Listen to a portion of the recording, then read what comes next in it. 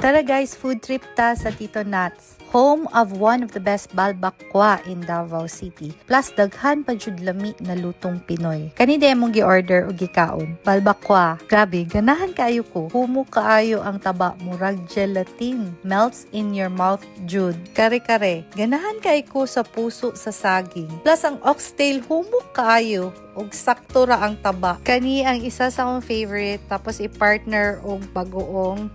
Perfect. Tinolang Bisayang manok. Lahi jud ang sabaw ani. Rich kaayo og lasa. Dili siya katong medyo tabang na tinola. Murag gipakulo jud og maayo.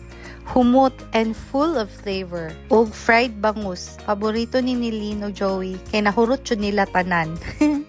Gusto nta mi og dinuguan with puto ug fried bisayang manok, but dili siya available ato na time. Pero overall, busog, happy, and para sa kuha, sulit siya kaayo.